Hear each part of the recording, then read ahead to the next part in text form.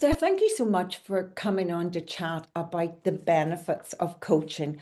So, just to get us started, give us some of the reasons why you reached out for independent coaching. But I was in a particular role and I didn't get what I needed as a leader. I didn't get the time. I'm really influenced by Mark Finnis's great work in restorative practice. And if we looked at his model, um, where you can do two people, you can do not and be quite neglectful as a leader, or four and do too much. But I definitely didn't feel I got the width, and I wasn't really getting any kind of one-to-one or support, yet had huge outputs and a big management responsibility. I think they're difficult issues to tackle, aren't they? Solo. I, I used to think, I used to reflect, but I wanted to perform as best I could.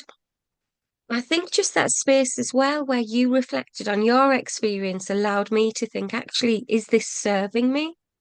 And, and So I how did you, ultimately I how, made a decision to leave that role. yes, and that was a tough decision for you, wasn't it? How Mhm. did the reflective space within our relationship actually help you to navigate that situation? Well, I love that you remember it, but I really remember it. You were really strength-based. You helped me think of the other work I'd done. I felt you spent the time getting to know me. And that left me in a restored space of actually there are other opportunities. And I think the space from your practice wisdom that we won't always find what we need in every place. I'd spent over a decade in one role that I'd absolutely loved and thrived, but not every place will serve us.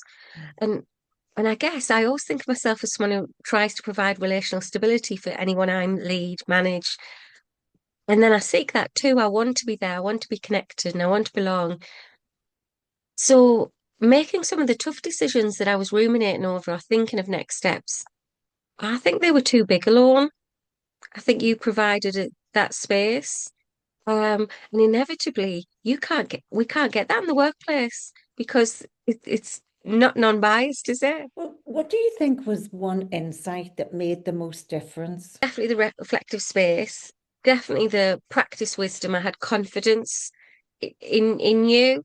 Um, I had confidence that most of the scenarios you knew when you know that I was describing, and you knew, and you kind of it wasn't a directive space of you telling me what to do, but it was a kind of you helped me reach the thinking. And yes, I think that because you were strength based too, it gave me confidence. So I look back on it. My only regret is I need to Steph, book more in. it's not easy for leaders to ask for help, is it? What would you say to social work leaders or leaders in any profession who are struggling and feeling a bit stuck? Oh, I definitely think step outside of where you're at, because there isn't neutrality, is it? It's performance focused. Um, and I would step outside where you're at, seek that independent coach, or yeah, I probably would. I would turn to coaching because I'm not certain it's definitely not counseling when you're at that level. It's that space, it's that coaching to lead the direction, to help with the thinking. And when I talk to you, you've invested heavily in your skills and knowledge. So when you talk through things, it's got you theorize practice, you help the thinking be really sound. So yes, I would say Why do you wholeheartedly step think that outside.